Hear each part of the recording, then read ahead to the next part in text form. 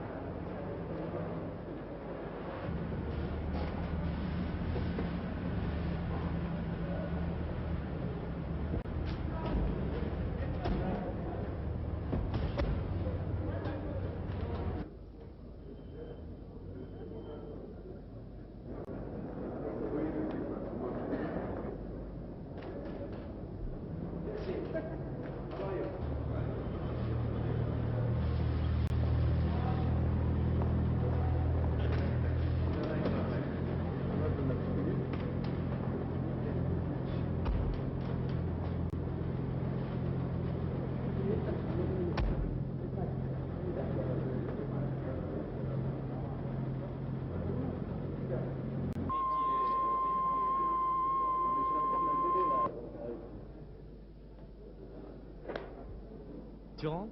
Ouais, ouais, j'ai du boulot, là, je reviens vers. Vas-y, elle mardi. Bonjour. Mais non, c'est pas ça que je fais, je fais un papier qui a rien à voir avec le truc. Bonjour, voici donc le papier pour ce mercredi 30 juillet.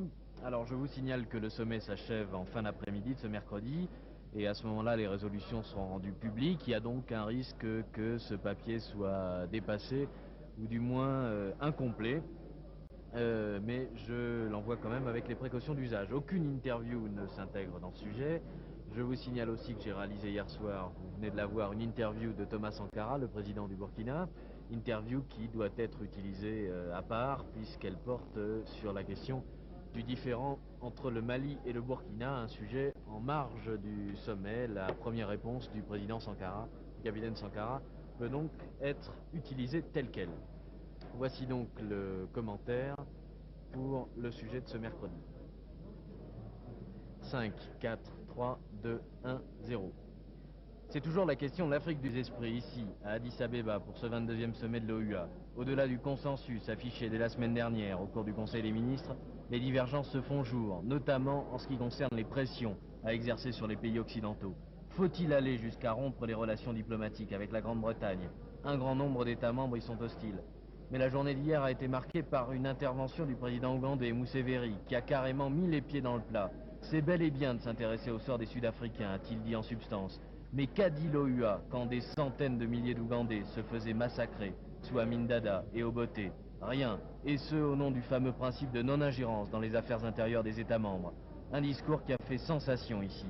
Les débats se poursuivent aujourd'hui sur la question du développement économique du continent, avec essentiellement un bilan de la session spéciale des Nations Unies.